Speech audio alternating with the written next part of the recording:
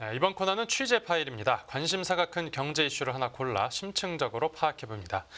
최근 검찰이 제일모직 삼성물산 부당합병과 삼성바이오로직스 회계 부정 혐의를 받고 있는 이재용 삼성전자 회장에게 5년의 징역과 5억 원의 벌금을 선고해달라고 재판부에 요구했습니다.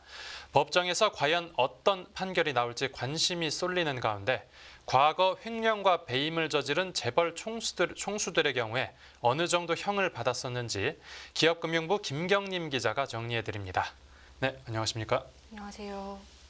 네, 먼저 오늘 주제가 재벌 3-5의 법칙인데요. 이 3-5의 법칙이란 게 무엇인지부터 설명 부탁드립니다. 네, 재벌 3-5의 법칙만 먼저 설명드리면은 그 총수 일가가 법정에 섰을 때 일반적으로 3년 징역에 5년 집행유예를 받는 거라고 합니다. 네. 그래서 예컨대 앵커님이 재벌집 막내 아들이라고 치고 제가 송중기가 되는 겁니까? 그런 걸로 합시다. 네. 네, 회사 돈 50억 원으로 카페를 하나 차려보려고 했는데 고스란히 날렸다고 합시다. 네. 근데 특수목적법인을 SPC라고 하죠. 여기에 투자했다가 그냥 재무제표상으로는 전액 손실을 본 걸로 처리했다고 합시다. 네. 냄새를 맡은 경찰이 이제 수사에 들어갔고 앵커님은 자금 횡령으로 기소됩니다. 그러면은 뭐 이게 50억 원이든 10억 원이든 앵커님이 예상하는 형량이 어느 정도 되실 것 같습니까? 잘은 모르겠지만 50억 원이나 되는 금액이면 아마 실형을 살지 않겠습니까? 그렇죠. 그런데 일반적으로 실형이라고 하지만 여태까지 나온 총수들의 재판 결과도 그다음에 구형 결과를 봤을 때 보통 3년 징역에 5년 집행유예가 일반적이었다는 겁니다. 예. 그래서 3년 징역이라는 건요, 집행유예를 받을 수 있는 가장 마지노선으로 통한다고 하네요. 집행유예를 선고하기 위해서는 징역이 3년까지여야 한다. 맞습니다. 네네.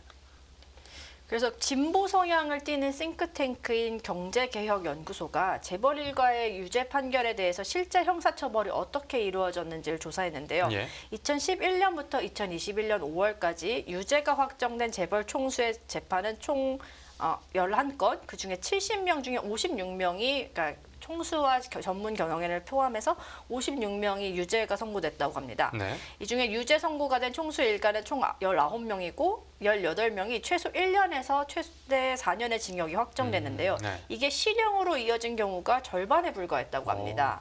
그러니까 18명 중에 9명만이 실형을 받았고 네. 이 중에서도 특히 형량을 다 채우고 만기 출소한 사람은 단 한 명도 없다고 합니다. 실형이 그러니까 전체 유죄 판결의 고작 절반밖에 안 되고 그마저도 이제 만기 출소는 아예 없다 이렇게 말씀을 주셨는데 맞습니다. 앞에서 설명해 주신 그 3호의 법칙이 적용된 재벌 총수들 이 대표적인 사례도 몇 명 소개해 주시죠. 기억하실런지 모르겠는데 SK그룹의 최태원 회장 역시 징역 4년을 받았고요. 그다음에 최재원 부회장도 징역 3년 6개월을 받았습니다. 네. 그런데 이 두 사람은 각각 사면과 가석방으로 풀려났습니다. 네. 또 이재현 CJ 회장 역시 징역 2년 6개월인데 투병 중이라고 해서 구속 집행정지를 받아서 복역을 거의 하지 않았고 결국 나중에 사면으로 풀려났습니다. 네.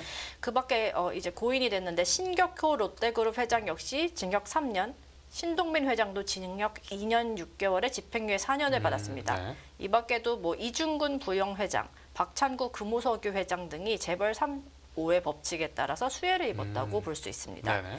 특히 이번 사건에서 3-5의 법칙이 다시 한번 주목되는 이유는 이재용 회장의 아버지인 이건희 삼성 선대 회장 역시 2008년 경영권 세습 및 차명 계좌 1천억 원대의 세금 포탈 혐의로 징역 3년과 집행유예 5년을 받은 적이 있기 때문인데요. 예. 당시 벌금은 1,100억 원에 이르렀다고 합니다. 하지만 이건희 회장 역시 같은 형량을 받고 그러니까 3년, 5년을 받고 이듬해 바로 사면을 받았다고 합니다. 네네.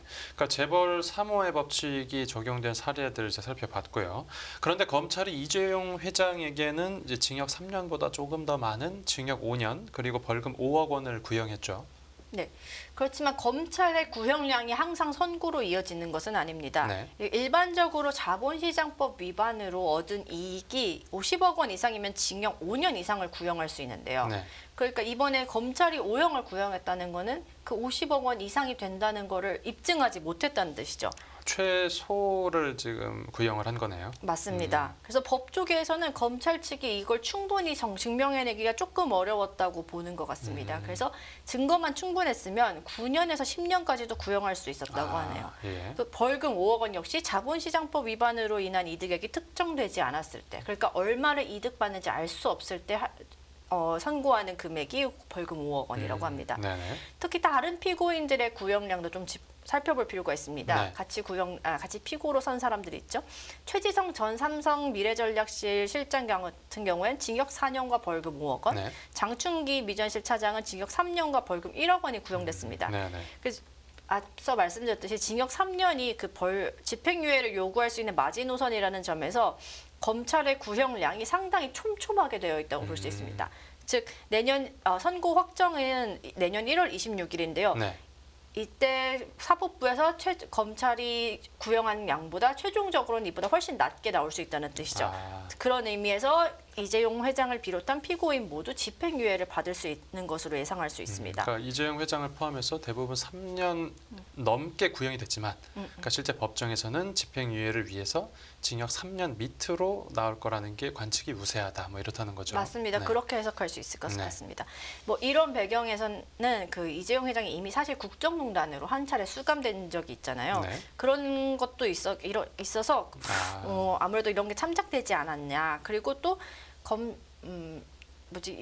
현재 여론 자체가 이재용 회장에 대해서 상당히 우호적이기 때문에 네네. 이 정도 구형량이 나왔다고 해석하기도 합니다. 그래서 만약에 이게 여론이 안 좋고 그다음에 검찰도 충분히 증명을 해낼 수 있었으면 최소한 7년은 나왔을 거라 이렇게 말하는 변호사도 있더라고요. 이재용 회장 최후 진술할 때는 어떤 얘기를 좀 했습니까? 이게 약간 사자후라고 볼 수도 있는데 눈물을 내비친다고 이제 후일담이 정해지죠. 예. 이재용 회장은 그 합병 과정에서 내 개인의 이익을 염두에 둔 적이 없다. 더욱이 뭐 지분을 늘리기 위해 다른 주주들에게 피해를 입히는 거는 맹세코 상상조차 한 적도 없다라고 이렇게 강한 멘트를 합니다. 네네. 또 저와 다른 피고인들이 합병 과정에서 두 회사 모두에게 도움이 될 거라고 생각했다면서 지배구조를 투명하고 단순하게 하려는 사회 전반의 요구에도 부응하는 선택이었다라고 말하기도 했습니다. 네. 그런데 눈물을 보였다고요? 맞습니다. 네. 사실 오전에는 검찰 측의 이제 주장이 이어졌는데 그때는 이재용 회장이 사실 말씀드리면 하품을 많이 하더라고요. 근데 이제 오후에 이제 이재용 회장이 준비한 멘트 원고 3장을 읽으면서 이제 눈물도 약간 보이고 중간중간 목이 메이는 듯 말을 더듬는 걸 보면서 저분이 아마 이재용 회장이 밤새 열심히 준비를 했나 보다라고 뭐 긍정적으로 볼 수도 있고요. 네. 또 이재용 회장이 이미 뭐 주차례 수감 생활을 했기 때문에 그 삼성 그룹은 총수 부재에 따른 비상 경영 체제에 돌입했었죠. 그래서 이 부분에 대해서 이재용 회장이 다시 한번 이렇게 흡수를 합니다. 앞으로 나아갈 기회를 달라. 실제로 그간 이재용 회장이 부재하면서 삼성은 뭐 총수 부재로 대형 M&A가 없다, 방향성이 없다 이런 비판을 받기도 했죠.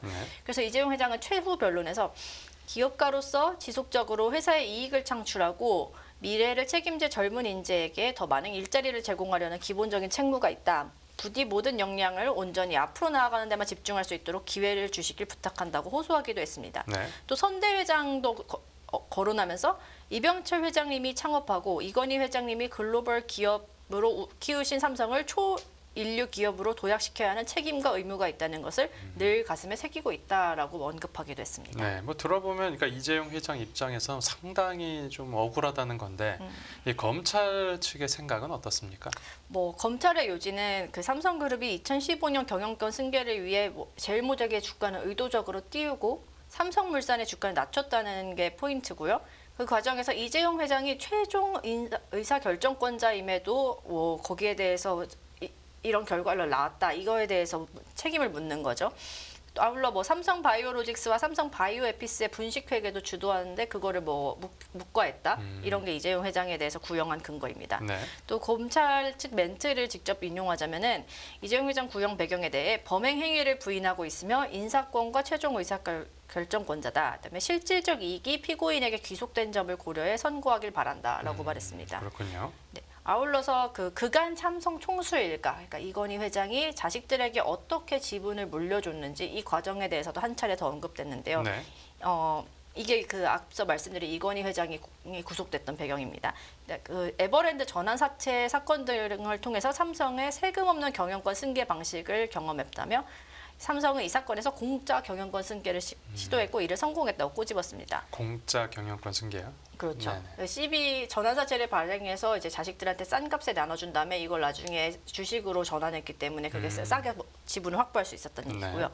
또 대의적인 명분도 내세웠습니다. 검찰은 뭐 우리나라 기업 사회에서 지배주주가 사적 이익을 추구하는 게 코리아 디스카운트의 원인이 된다며 이런 노력이 뭐 우리가 자랑하는 대한민국 1등 기업인 삼성전자에서 역설적으로 이뤄졌다. 라면서 삼성식 반칙의 초격차라는 멋진 말을 뽑아내기도 하더라고요. 삼성식 반칙의 초격자, 이 표현이 좀 강하게 나왔는데 검찰이 얼마나 벼르고 있었는지를 좀 볼 수 있는 대목이 아닌가 싶습니다. 맞습니다. 네, 또 이제 한 1심 선고가 한 2달 정도 남았죠. 재벌 3호의 법칙이 과연 이번 재판에서도 들어맞을지를 지켜봐야 되겠고요. 다음으로 삼성그룹 인사 관련 이야기도 한번 나눠보겠습니다. 정기 인사가 다음 달로 예정돼 있는데 어떻게 큰 변화가 있겠습니까? 네, 그동안 올해만큼 삼성그룹의 인사에 대해서 말이 많았던 적이 별로 없었던 것 같은데요. 네. 최근 이재용 회장의 사법 리스크가 아직은 해소되지 않았다는 측면에서 최근에 대두되고 있는 분위기는 뭐 아무래도 스테이가 조금 안정을 추구하지 않겠냐라는 분위기가 있습니다. 전쟁 중에는 장수를 교체하지 않는다는 말이 있죠. 그래서 현재 사실 매크로 상황도 좋지 않고 내부 상황도 좋지 않고 그 삼성은 반도체 가전 모두 되게 힘든 한 해를 보냈습니다. 네.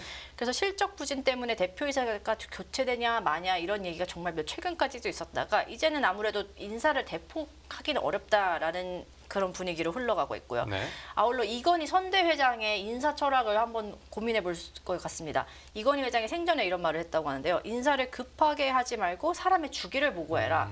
1년 최소 5년을 갖고 평가해야 된다. 사람이 1년 내내 완벽한다는 건 불가능하다. 그런 만약에 이재용 회장이 아버지의 그런 경영 철학, 인사 철학을 이렇게 계승했다고 하면은 지금 뭐 한두 해의 대표이사 혹은 뭐 사업부장들이 실적이 안 좋다는 걸로 평가하지 않고 몇 년은 조금 더 보지 않을까라는 분위기를 유추할 수 있습니다. 네. 끝으로 하나만 더 여쭤보자면 이 삼성 준법감시위원회에서 그 이재용 회장 구형량에 대해서 어떻게 생각하고 있는지도 궁금한데 어떤 직접 발표한 입장이 있습니까? 네, 어저께 삼성준법감시위원회 정례회의가 있었죠. 기자가 네. 여기에 직접 찾아가서 이찬희 준법감시위원장께 물어봤는데 네네. 일단 삼성준법감시위원회 자체가 국정농단 사태에 따른 후속 결과물이잖아요. 네. 삼성의 준법 경영을 감시하겠다고 출범한 독립기구입니다. 네네. 삼성이 아니에요, 얘네는. 그래서 그 국정농단의 결과물로 탄생한 조직이기 때문에 여기에 대해서 코멘트를 한다는 것 자체가 상당히 리스크할 수 있습니다. 그래서 그렇겠죠. 이찬희 위원장은 검찰 구형과 관계없이 사법부에서 판단할 거다라고 했습니다. 그 말은 검찰 구형에 관계없이 사법부에서 판단할 거다 해서 어디에 경중을 두느냐인데 사법부에서 알아서 할 거다. 그러니까 5년은 중요하지 않다라는 그 행간을 약간 읽을 수 있습니다. 네네. 또 약간 삼성이 준법 경영을 이미 잘하고 있다라는 걸 어필한 부분이 삼성 준법감시위원회가 정착됐고 여러 기관, 뭐 카카오에서도 최근에 이걸 도입하긴 했는데 여러 기관이나 경제단체에서 준감위 같은 기구를 도입하고 있다는 것은 성공적인 사례다. 그리고 이 성공적인 사례에는 최고 경영진들의 의사와 신념이 있다. 라고 말했습니다. 즉 이재용 회장이 준법 경영에 대해서 굉장한 의지가 있기 때문에 우리는 잘하고 있고 성공적이고 앞으로도 잘할 거다라는 그런 자부심을 볼 수 있었죠. 일부 옹호하는 발언이 나온 거네요. 그렇죠. 직접적으로 표현할 수 없었지만 충분히 읽을 수 있는 멘트였다고 생각합니다. 알겠습니다. 네, 오늘 취재 파일은 여기서 마무리하겠습니다. 잘 들었습니다. 감사합니다.